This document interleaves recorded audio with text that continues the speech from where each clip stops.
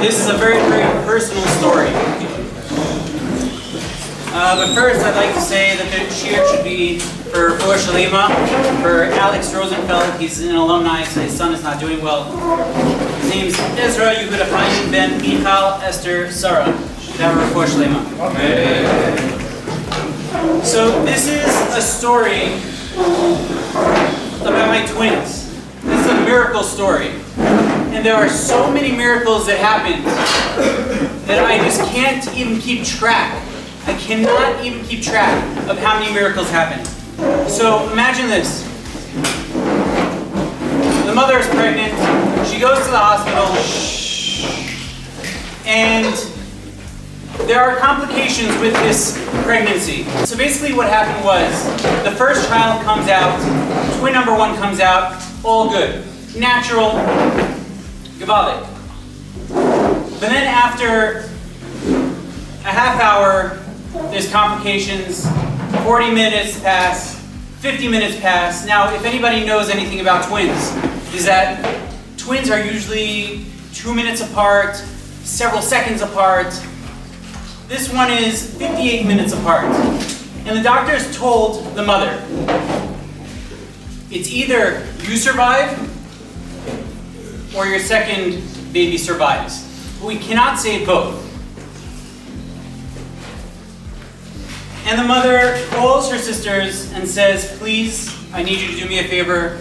I'm going to save my baby. I want you to help my husband raise the twins.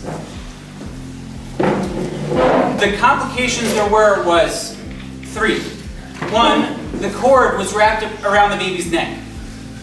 2, the baby was upside down. And 3, the baby was traveling up towards the mother's heart.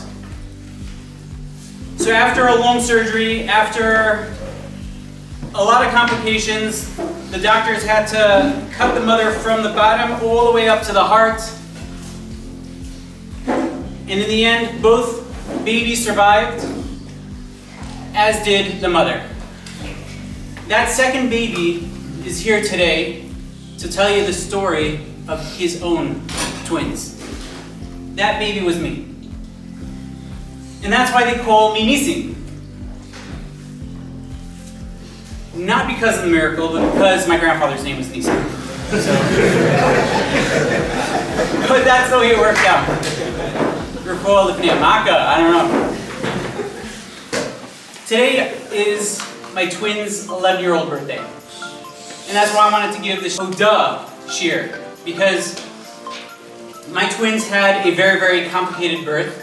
It was extremely, you'll see in a couple of minutes. And I'd like to share a lot of the miracles that HaKadosh Baruch Hu did. If you could count them, I don't even know how many miracles there are. And I've said this story so many times. Every single year, I remember more miracles and more miracles. HaKadosh Baruch Hu has been immensely, incredibly graceful to us. When I was dating my wife, I warned her. I said, I'm a twin, and my grandmother had 3 pairs of twins, so it's very possible that we're going to have twins as well. And I'm just letting you know, I'm pretty sure we will. So after we had the first 3 children who were single, then I said, okay, it's time to cash in. We're going to have twins. And she got pregnant. I told her, I have a feeling these are twins. I'm pretty sure these are twins. We went into the ultrasound, and we were so excited, I was so excited to hear the technician say, you're having twins! But she didn't. She said, you're having 1 child. I said, what? This is crazy, this is not possible. Total bummer. But anyways, I accepted it.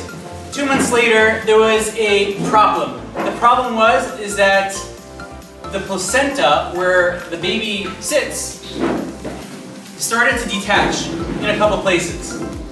And when that happens, it's usually a fright for a miscarriage. So this happened at 3 a.m. We didn't know anybody in Israel that we could call. We know a family friend in America, in Toronto actually, who are doctors. So we said, should we rush to the hospital right now? It's 3 a.m. or can we wait until tomorrow morning? Now, the question why I asked was because it was during a very, very dangerous time where the Arabs were like really actively getting us. They were like off their leashes. And we didn't want to take the risk of taking an Arab cab driver, especially where we live or whatever. So she said, you know what? If you lost the baby, then you lost the baby. There's nothing you can do about it. You go in the morning. You don't have to put yourself in danger. So we said, okay, so that's what we did. We went in the morning. And then the doctor said, no, it seems like it's okay, but your wife has to go on bed rest. So we did that. 2 weeks later, we went for another ultrasound and it detached in another place. The doctor said you have to go on heavy bed rest, but that means no cooking, no being with the kids, no cleaning, nothing. You have to be in bed the whole time. So then, a couple weeks later, my wife goes to the technician to get an ultrasound, and the ultrasound asks, did you know? And she's like, did I know what? She's like, did you know that you're having twins? She's like, I mean, I had a feeling, but the technician told us before that we weren't having twins. So it was such a big thing because first we thought we were having twins. I thought I was having twins, it was in my mind. But then the technician says we're having one child. Then this happens and we thought we were coming into a miscarriage and there were no babies. And now in the end we're leaving this office saying that we're having twins. It was incredible. One of the most wonderful news in the world. But then a couple weeks later was the beginning of our 12-hour nightmare.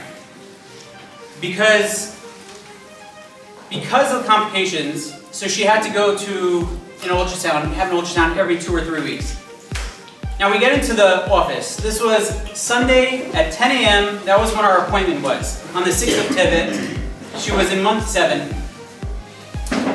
And the technician says, we see some water in the belly. Maybe we should have the doctor take a little, a look. The heartbeat is a little faint. So let's just wait for the doctor to come and see what's going on. Well, first of all, the miracle is that it happened to be that this was literally the beginning of what happened. The story will progress, but this is literally, like if we didn't have an appointment on that day, and we waited another day, we would have had none of our kids. So we waited for the doctor. It's been 30 minutes, it's been 60 minutes. I'm like, what's going on? This is ridiculous. Like, if there's a problem in an ultrasound, the doctor will have to see you right away. We waited. We told the secretary, like, what's going on? We've been here for an hour and a half already. The technician said there's something wrong. Can we see the doctor? She says there's a long wait of women who have appointments that they're seeing the doctor. We said, but shouldn't we come first? She said, no, the doctor knows that you're waiting. So I told my wife, I'm like, you know what, Miss Tama, if we're waiting and they're not rushing us, so maybe it's not such a bad sign. After an hour and a half, 2 hours, I go to the secretary. I said, okay, now it's been 2 hours. Where's the doctor? She says, oh, he took his lunch break. I'm like, a lunch break? You have somebody who needs to see him. Anyways, we waited, so I said, how long is the lunch break? Oh, it's a half hour. Okay, so at 12:30, we made sure to wait in front of the doctor's office. And we wanted to make sure that as soon as he got here, we're going to go and we're going to see him. Before he came, we asked all the women standing or waiting for him, saying, please, do you mind if we skipped you in line? We've been pushed off for several hours. It's important. And they all said, no problem. So we got to see him first, as soon as he got in. Around 12:30, he tells us, yeah, I see, you know what? I think you need to go for an observation. Maybe you should go to Shari Tzedek. Now, Shari Tzedek is like the furthest hospital from here. Like, the furthest. Very difficult to get there, but that's also part of the miracle. So I asked him, is it anything serious? Like, do we have to go overnight? Are we going to be spending the night there? Or is it just, we're going to be there for a couple hours? Like, how does this work? Like, should we go home and pack something for the night? Should we rush in an ambulance? Should we take a cab? Do we have time to get some food before we go? He said, no, it's just an observation, so it's okay. You could just go, take your time. You could even stop by the bakery, get some baked goods, no problem. We're like, okay, great, okay, no problem. So we went to the bakery, we got some baked goods, we took the bus there to Shari Tzedek. And then we get to Shari Tzedek, and there was no line for the ultrasound. So we got there, and they said, like literally within minutes, The technician says, surgery right now. You gotta go downstairs right now to get surgery. I'm like, I mean, listen, I'm not questioning your ability to read an ultrasound, but like, I'm questioning your ability to read an ultrasound. Like, our doctor just said it's just an observation, there's nothing serious. Like, are you sure you're reading it properly? He's like, we need to save the one baby that's alive. One of them is gone, we need to save the other baby. We didn't know what to do. My wife and I, we came to Israel alone. We didn't have family here. We didn't know what to do. So we called up this doctor we know in Toronto, and she didn't answer. So then I called someone in the base manager, and I say, please give the phone to Ramosha right away. I need to speak to him. It's an emergency. I tell him what happened. He says, who's the technician that looked at it? I said, his name is so-and-so. He says, I think he's a reliable technician. I think you can go with him and do what he says. Okay? Listen, we were going nuts because this is an emergency, yeah?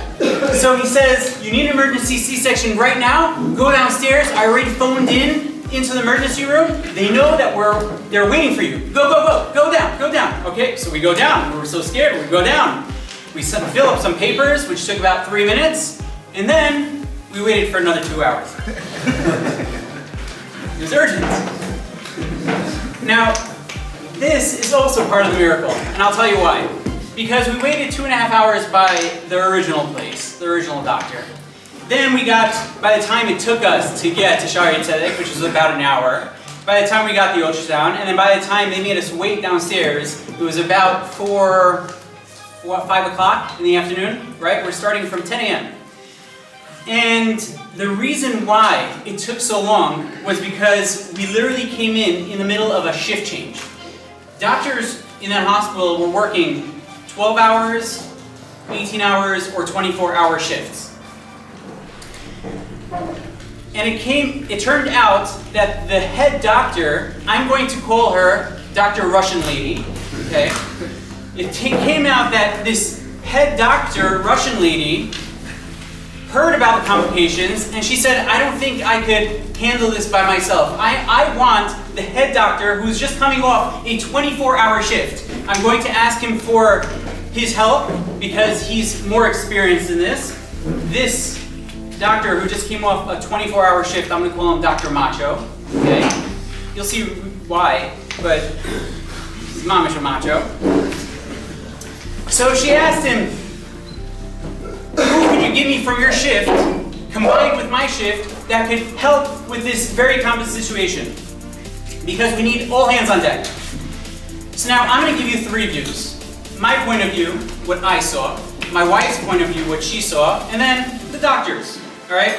My point of view was, I went with my wife to the hospital.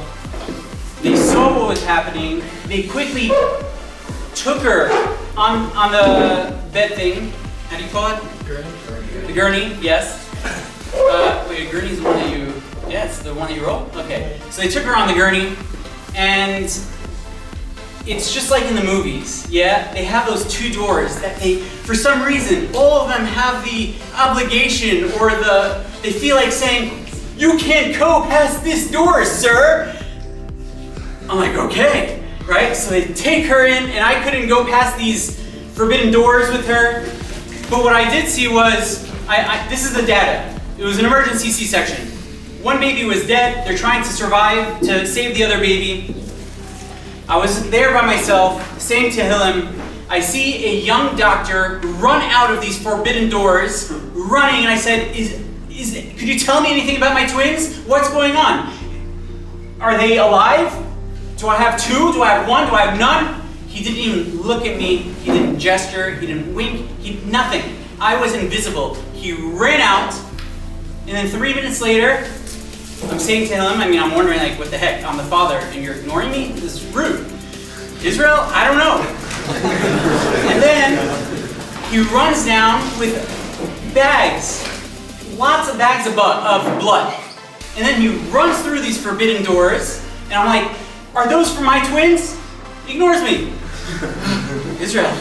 Okay, so then I'm waiting, saying to him, and then all of a sudden I see 3 or 4 doctors taking a baby in this little incubator, rushing to another place. Is that my baby? No answer. That's it. That was my point of view and scene. Okay. Now my wife was in the room, in the emergency room. She sees. They're cutting her up. I'm sorry if it's a little graphic, I'm gonna try not to be. They take the first baby out, and she's all red. Redder than I am, yeah? She's like a tomato, okay? They take her, and the doctors are all working on her, and then all of a sudden she sees the other doctors taking this white baby, and they discard this baby, and they put my second twin in the corner of the emergency room. The operating room. The baby was white, had no pulse, no blood. She was dead. And so they just discarded her. And they started working on the red baby, and they started working on my wife.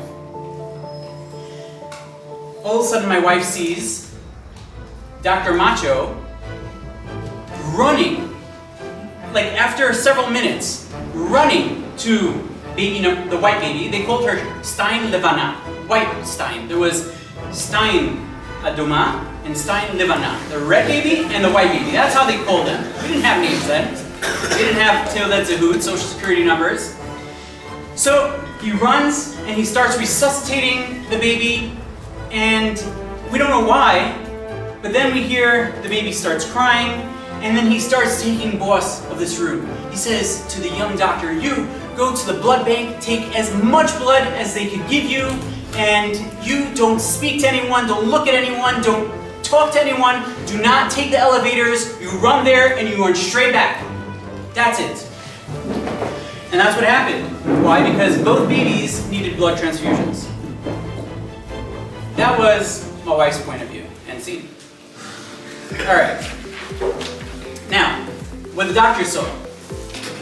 The three major complications with my twins were A, preemie. They were about 7 months old, so their lungs weren't developed, and this was like nothing compared to the next two things that I'm about to tell you.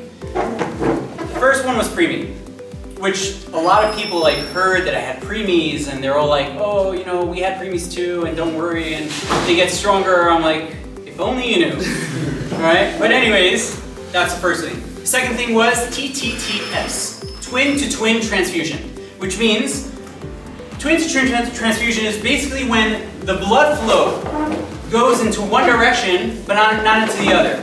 When it's in the same sac, so the twins are supposed to get blood evenly. But one twin had all the blood, which is why she was the red baby, and then the other twin had none of the blood, right? And that was a very, very horrible thing, because not only was the white baby white and had no blood, she had low amniotic fluids, and she was dehydrating, and she had no heartbeat, and basically she was just gone. But they call her the donor because she donated all that blood to her twin sister. And we said, yeah, it's so generous, right? We said that to one of the doctors, and they're like, don't be a friar. Don't be like a sucker. They're all generous. Yeah, she's a baby. I said, okay, whatever. Anyways, the third complication was high drops. High drops, besides twin-to-twin transfusion, high drops is where we drink, we get IVs, let's say, or whatever it is. We have all these fluids that go in the right places, like in our veins, throughout our bodies.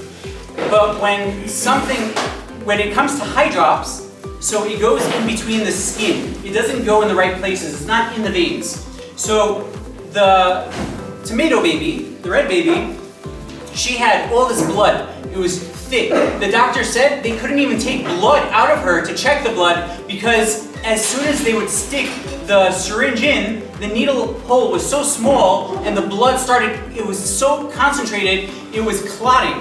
It was clotting so fast they didn't know what to do with her. And then the white baby, she basically, like when I saw her for the first time, I said, oh my gosh, she looks like she's mentally challenged. She looked distorted. She's puffy. She looked beaten up. She had black all around her eye. Like she looked really, really scary. And one of the miracles that HaKadosh Baruch Hu did was that when you have twin-to-twin transfusion, so almost all the time, the probability of them dying is very, very high. It's extremely risky. Especially, we were at stage 4, stage 5, which was very, very bad. And not only that, it says that the survive rate is larger if you have girls. Because if you have a boy and a girl, or 2 boys, then they most probably will die. So because there were girls, and because the twin who had twin-to-twin transfusion, meaning the receiver, was supposed to have high drops, but Hashem made it that the baby, the white baby, the donor, had the high drops, which is also something that's not movement ma'ilav. It's not something that happens. It was a miracle that it was split between those two. Now there are so many complications, so many issues, and the doctors called it a modern medicine miracle. The doctors published research articles about our cases. We had pre-clinical students, interns, residents come into our room to see what was going on. We were featured in magazines. There was so many things about our case. Now, amongst the things that I said, there were several blood transfusions. One to the red baby because the blood was so thick they needed to change the whole system. The second blood transfusion was for the white baby because she had no blood. They had to keep her alive. How do you have a human being with no blood? It's crazy to think about that. My twins are doing well, by the way. They're incredible.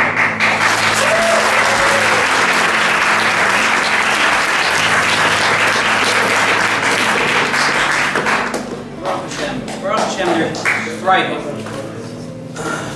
So they had to have several blood transfusions. They had to intubate the trachea in order to have ventilation, in order for them to be able to breathe, because their lungs weren't working properly. I never heard my babies cry for months. And I said, is it painful for them? Why don't I hear them crying? The doctor says, it's very painful. We're basically rushing a whole bunch of pressured air into her lungs to keep it working. And you can't hear her crying because we're blocking her vocal cords. I'm like, duh, I'm a voice teacher, I should have known that, but it was extremely painful. After weeks of having medication, blood transfusion, tests, Baruch Hashem, little by little, they were getting cleared. But I will speak about that soon. What was more distressing was because my twin, the second twin, the white one, who had high drops, and the fluids weren't going in the right places, and they were going in the skin, and they were causing her to suffocate from the inside because they were squeezing on her lungs.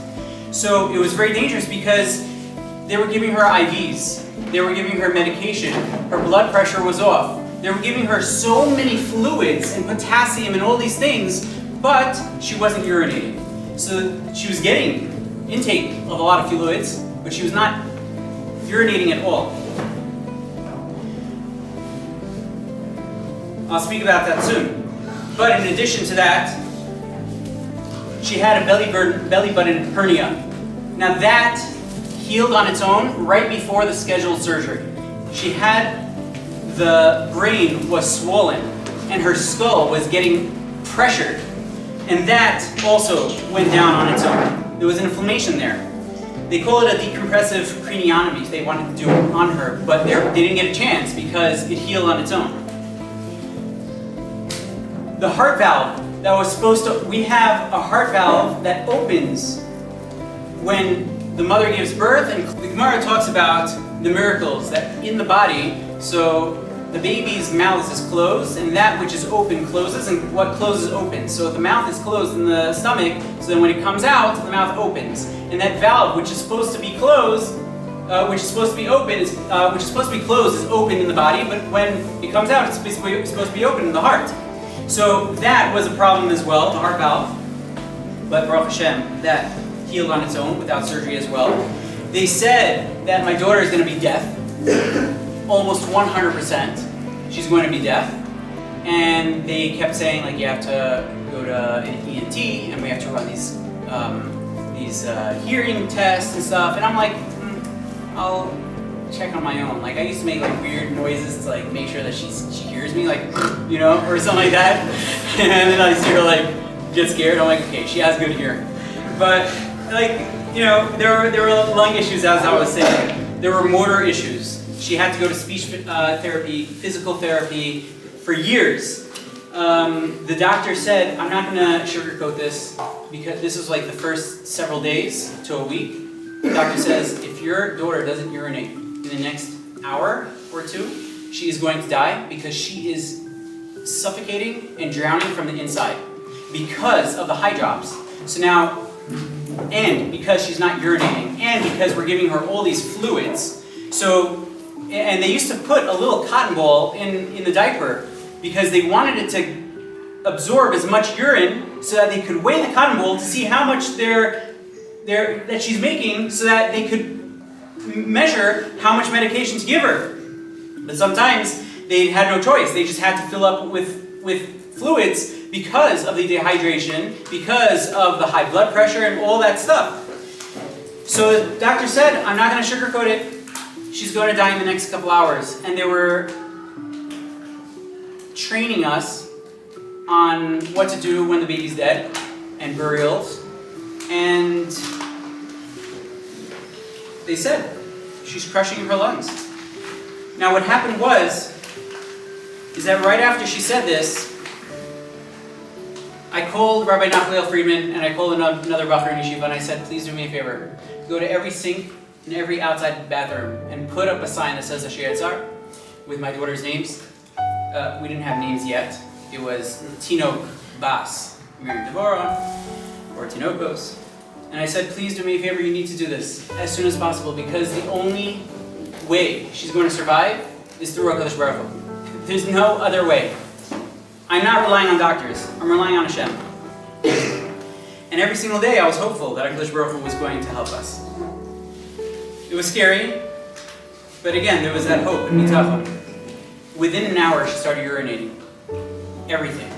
Everything that they gave her, she started going, and she started deflating a little better and more. And it was so crazy. The power of Asher Yatzar is so great. It's incredible. The Chofetz Chaim says that if a person knew how much this bracha protects us, this bracha of Asher Yatzar protects us, they would stand still like a soldier and have so much kavanah when they say Asher Yatzar. And I want to be modeh to Hashem. Thank you, Hashem, for the wonders that you're doing for us. Rofeh chol basar mafli la'asos. Rofeh, who's the doctor? It's not the doctors that I'm relying on in the hospital. It's HaKadosh Baruch Hu. He's the doctor. Rav Chaim Kanievsky says that a person is able to dedicate an Asher Yatzar for somebody who's sick, which is something that I wanted to mention here. Because Alex's son is not doing well, we're starting a campaign for everybody to say Asher Yatzar with him, have him in mind. And hopefully by doing that, HaKadosh Baruch Hu is going to give him a full refuah. One of the miracles was, remember, Dr. Macho was the doctor who just ended the shift, a 24-hour shift, and then he gave us his time. He wasn't our doctor. When we went to the hospital, he came to visit us after 2 days, and he looks at the baby's chart, and he says, what's going on? They're giving the wrong dosage to this baby. He checked all the papers and all the medication and everything, and he corrected the dosage. What happens if he didn't show up? What happens if he didn't have his doctor who was more experienced than the other one, Dr. Russian lady? That was a huge miracle. They've tried so many different types of medication, and they kept telling us throughout every single step, listen, we have to give this medication. This is a very dangerous, it's either a hit or miss, okay? If we give this medication, you have to make the decision because it's very possible that your baby is just going to die. The failure of all the organs will just stop. There's no more, your baby will not live. And this happens so many times. And my wife and I were sitting in the office with these head doctors. We're saying, what do you advise us to do? We could only tell you what we think, but we don't know, we can't tell you what to do. and we would have to wait it out. And again, we were by ourselves. We had nobody else to rely on except for our Kadosh Baruch Hu. In the end, we made extremely difficult decisions. Very difficult, every single time. There was one time where they couldn't give them medication through the proper way anymore. So now they had to put a central line that goes extremely close to the heart in order to give medication. They needed our consent to do that, and it was very, very difficult. But we did. You know, it took some time for my first daughter got a Teudat Zehut number right away, and my second daughter didn't. It was about 20 minutes or something like that because they didn't know if she's going to survive or not. So they didn't give her a number. That was a Social Security number.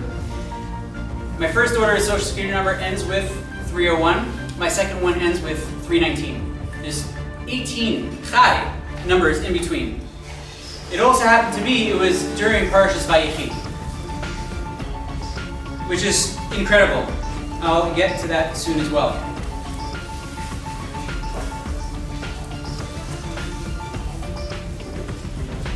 Another miracle that happened was after several weeks of things settling down.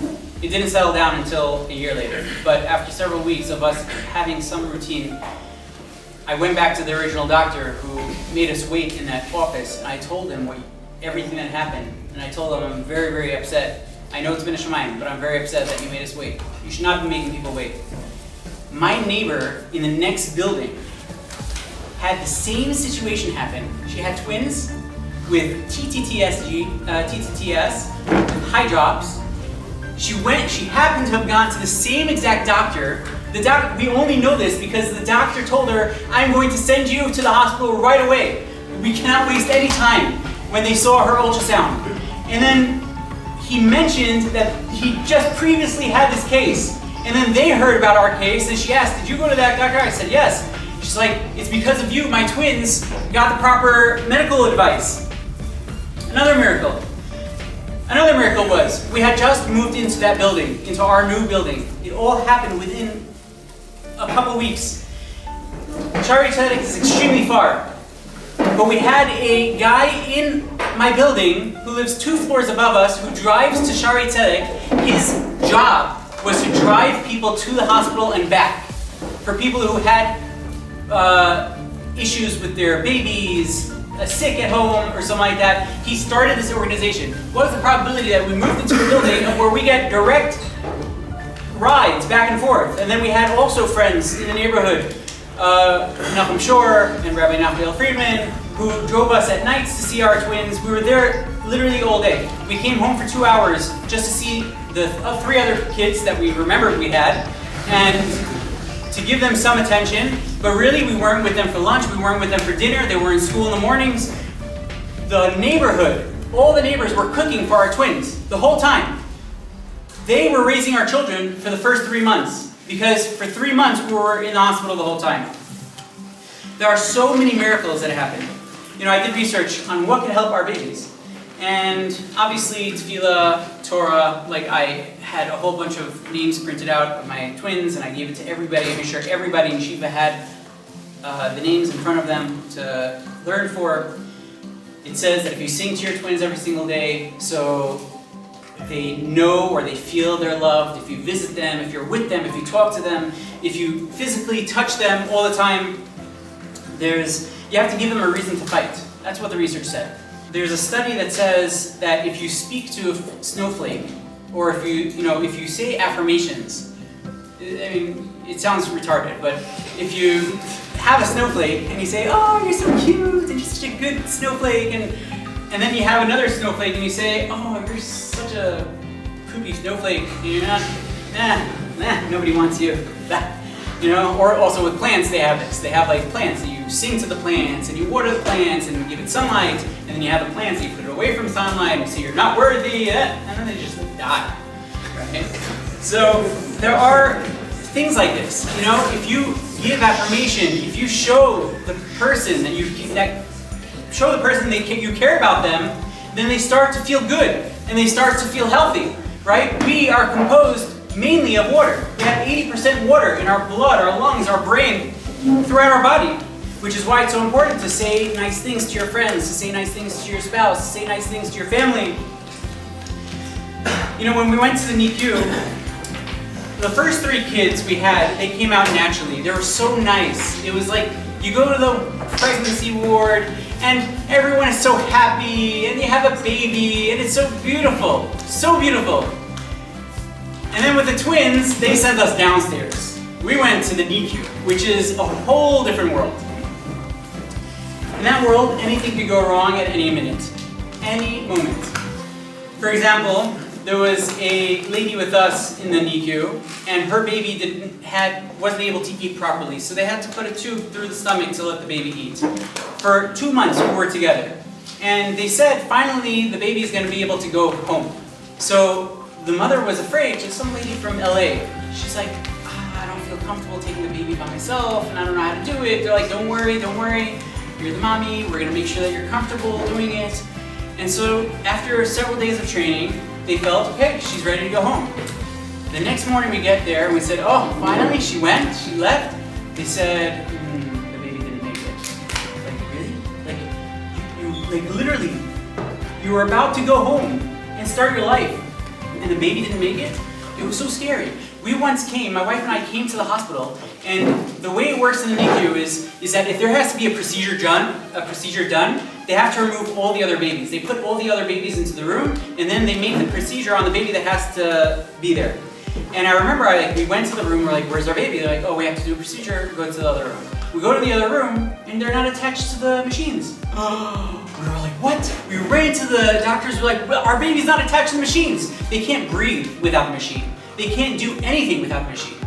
So it was min hashamayim that we had just gotten there as they moved our babies to the machine, and there were no doctors or nurses on site. We had to go and find one. Min hashamayim. You know? It's like, in order to see if the baby can breathe on its own without the oxygen going through the lungs, so what they do is they do a test. The test is that they take the tube or the oxygen out of the nose or the mouth, and then they wait to see if the baby cries. If the baby doesn't cry, they start touching the baby, they start pinching the baby, and we're like, okay, that's not a good mahalach. But they do it, and they're like, what, you're not crying? Poof, poof. You know, it's like, that's what they had to do. We're like, why are you doing that? They're like, because we had to make sure that the babies are able to cry, and they cry usually when they get hurt. It was crazy. You know,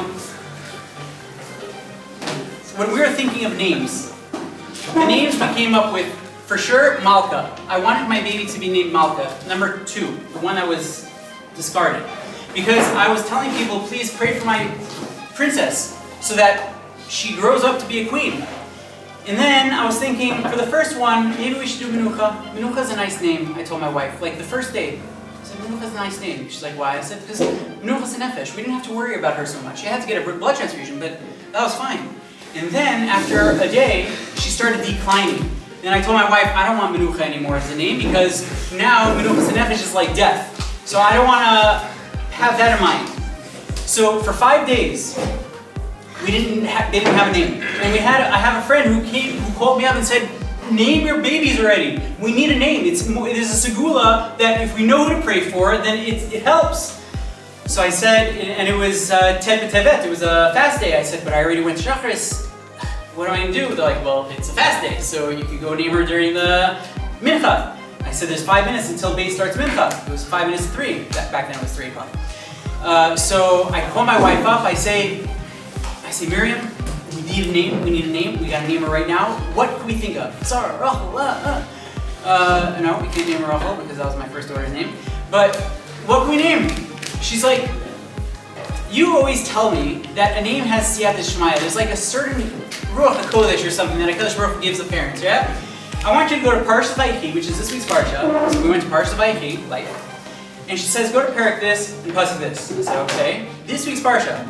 And the pasuk, she says, read it out loud. I read the pasuk, it says, V'yare menucha ki tov. Menucha is good. I said, I got her name. I ran. It was too late to run to base because I live on Pardes, so it took 5 minutes to get down. They already started. So I went to the shul right in front of me, right next to my house. And I go to the Gabbai. I need to name my daughter. At the Torah, I need to name my daughter. What? Mincha. Oh, Israeli guy. I'm like, don't worry, I'm going to give tzedakah to the shul. I'll give tzedakah. Of course we'll name her. What's the shaila? We're taking out the Torah. Yeah. So Baruch Hashem, we had Menucha and we had Malka. The first year, and I'm going to end with that. The first year, so we took pictures. We took, we said when the girls are 1 year old, we want to make sure to take them to the hospital. Show our Karsatov. We made a cake that was this huge cake. And it said, thank you very much from Menucha and Malka. And I framed a huge collage of their progression. Month 1, day 1, month 1, 2, 3, 4, for 12 months. And I gave it to and I wrote on it, I know Photoshop. So I wrote on it, thank you to the Shari Tzedek staff in the NICU, and Menucha and Malka appreciates you and thanks so much for saving our lives.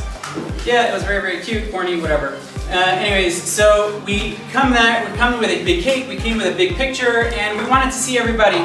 So like, Dr. Macho was there, and he takes my daughter, the white one, Malka, and he just looks at her, she just looks at him. And he's looking at her, and she's looking at him, and I'm already starting to get jealous. I'm like, yo, I'm your dad.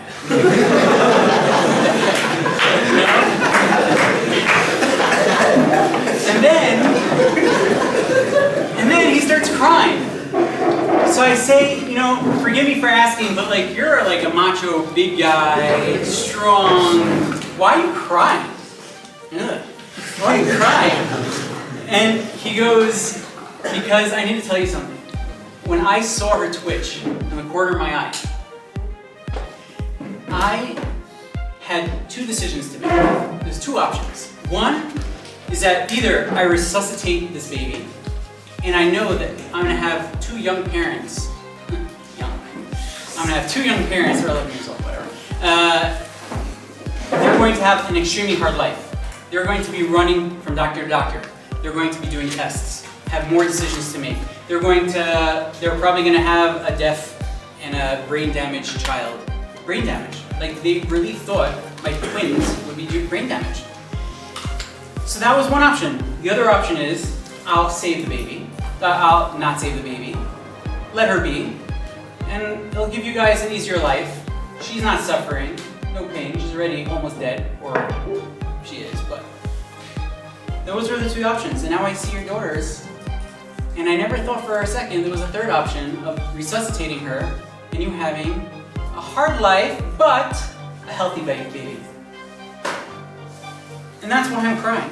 Because I didn't think there was a third option, and I'm so grateful that I was able to save this baby. Now I went to Dr. Russian Lady, and I said, I want to thank you. She says, don't thank me. I said, why? She says, because when he went to resuscitate your baby, I was yelling at him, and I was telling him, I'm the one who's in charge here. Don't leave him alone. Don't leave him alone. Leave the baby alone. We have to work on the mother. We have to work on the tomato baby.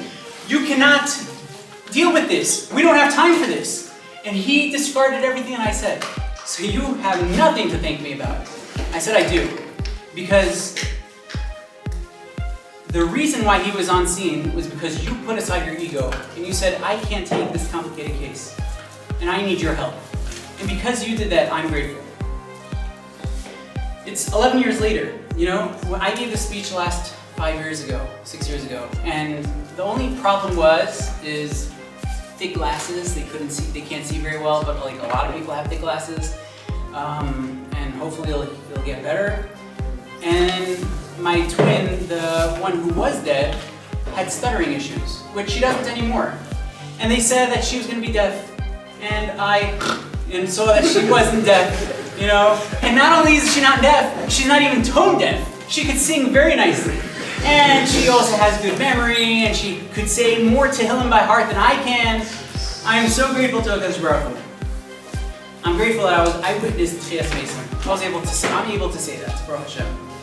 And hopefully we'll witness Tchias Mason very, very soon. Amen. So I'd like to give a bracha to my twins that HaKadosh Baruch Hu saved them for a reason. HaKadosh Baruch Hu saved me for a reason. I hope that I'm able to continue to make Hashem Baruch Hu proud, give other people chizuk, and to make him proud, and I hope that my twins will be able to do that also, because there's a reason why we're on this world. And I want to thank you also for coming and listening to this really long shmooze. But it is all Hoda Hashem Baruch Hu. And if you're able to take upon yourself to say one time a day, Hashem Yatzar, from the piece of paper, have it in mind, stand like a soldier, like the Chafetz Chaim says, for Shlema, for Ezra, Yehuda, Chaim, Ben, Michal, Esther, Sarah, then HaKadosh Baruch Hu will also give that family a very nice story to say as well. Thank you.